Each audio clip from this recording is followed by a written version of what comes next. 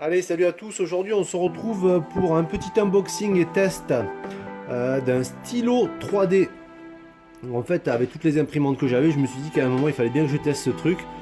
Donc, c'est le HomeCube 3D. J'ai fait pas mal de recherches et je voulais vraiment quelque chose de précis, de plutôt sympa et qui me permette de pouvoir travailler avec le PLA ou bien l'ABS avec un contrôle de la température.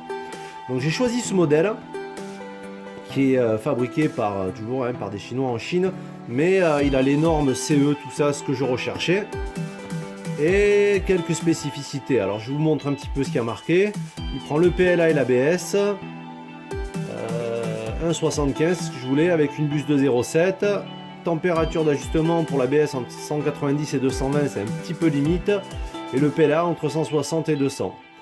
Il y a 4 modes de défilement pour la vitesse du fil. Il fonctionne en USB et un power supply de 5 volts 2 ampères. Voilà, et une consommation de 10 watts. Donc on va voir un petit peu ce qu'il y a dans la boîte. Déjà la boîte elle est plutôt sympa. Et en fait le stylo il est ici. Donc, le voici.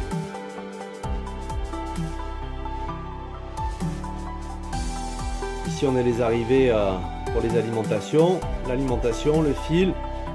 Ici on a la tête. Donc tout à l'heure je l'ai ouvert. Ici on a deux petits picots. Je sais pas si vous voyez, qui permettent justement de sortir la tête. Voilà, je vais pas le faire tout de suite. Mais dedans il y a une fiche et en fait on peut la démonter pour aller nettoyer la buse si besoin. Un petit capuchon de protection qui va venir dessus si besoin. Et ensuite à l'intérieur, voilà, la boîte elle est vraiment super belle quoi. Je vous mettrai le lien et vous verrez le prix, hein. Je vous le dis pas parce qu'il évolue de temps à autre. Donc là on a du filament PLA 1,75 pour les tests, pour une impression entre 180 et 200 degrés. Une petite fiche USB, donc ça veut dire qu'on peut travailler directement avec un PC ou bien une power bank en alimentation externe. La prise d'alimentation 220 et un convertisseur, mais bon on n'en a pas besoin, on est en Union Européenne donc et au fond il y a, allez elle veut pas sortir, elle est collée, voilà.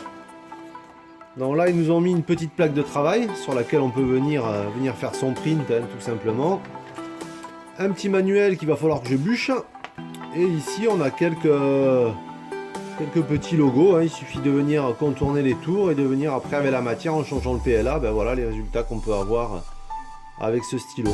Donc c'est plutôt un gadget, c'est vraiment pour jouer avec les enfants. Moi je vais essayer pour voir si on peut rassembler deux matières, c'est-à-dire comme je fais pas mal d'assemblage, je voulais voir si on pouvait justement souder avec cette pièce là.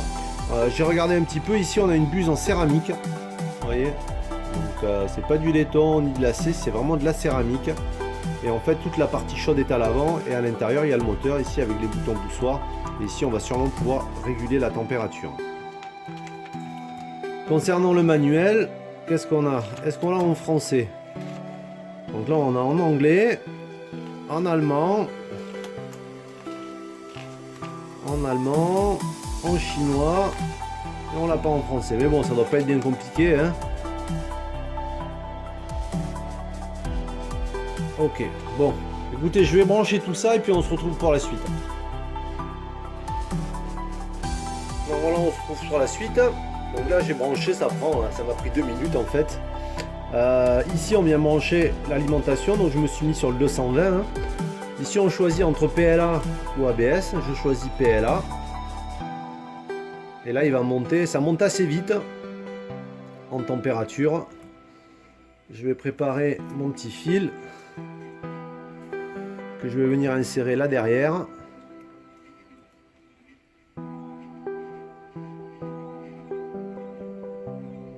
Donc je pense qu'il faut qu'il arrive à température pour pouvoir fonctionner, et pas avant.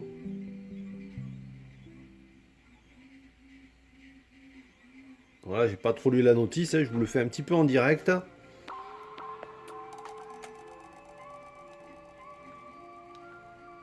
Ouais, voilà, ici c'est les fonctions. SP3. 186, 175, 178, 179.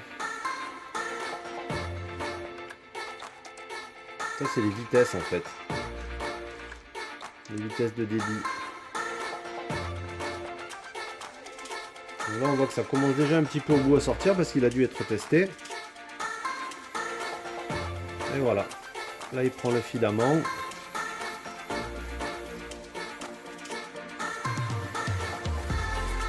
Voilà, on voit aussi que là il rentre et quand je lâche, il ressort d'environ 2-3 mm. J'ai pris le bleu pour qu'on voit bien ce qui se passe. Alors je vous dis tout de suite, je suis pas un artiste du tout. C'est la première fois que j'utilise ce genre d'appareil. Donc on va la laisser venir.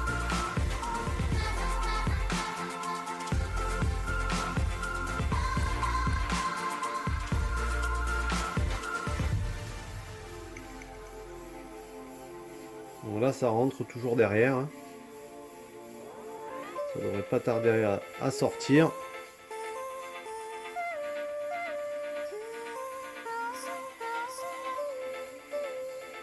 Ça y est.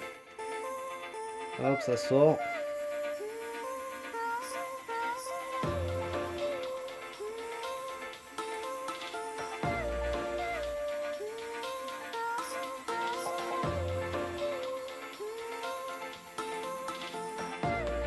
Voilà, je vous ai fait un joli petit cœur.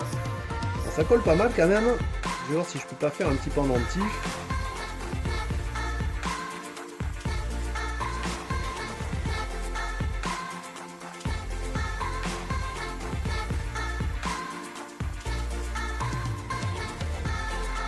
Quand même avoir le coup. Mais déjà la matière elle tient là-dessus, c'est pas mal. Je vais refaire un test pour voir.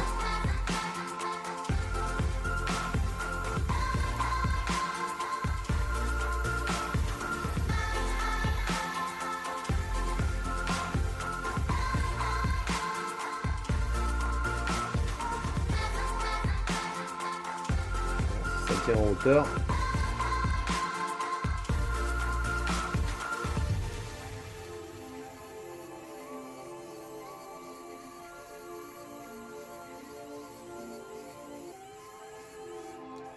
Ouais, je suis pas un artiste, mais bon, le but après, il faut quand même s'entraîner pour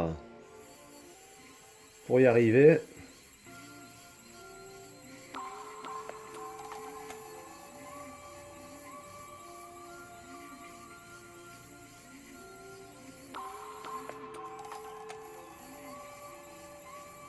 Pour avoir le coup, c'est comme pour tout.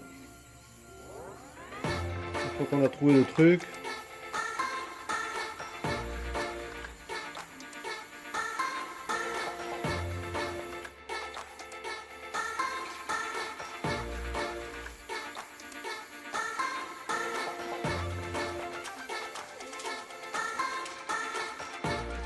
Il faut laisser refroidir la matière un petit peu.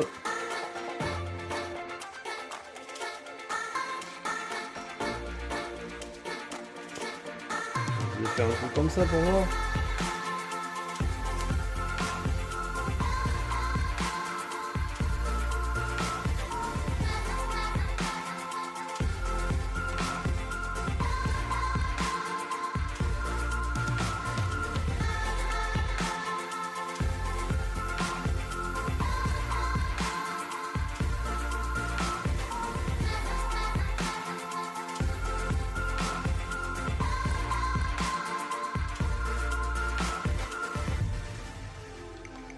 Je suis pas un artiste. Hop.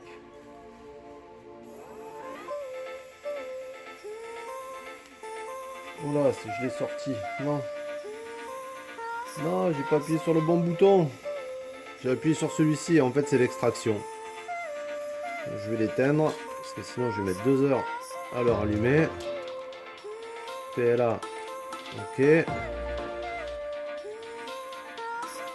Donc là, c'est pareil. Il va réchauffer.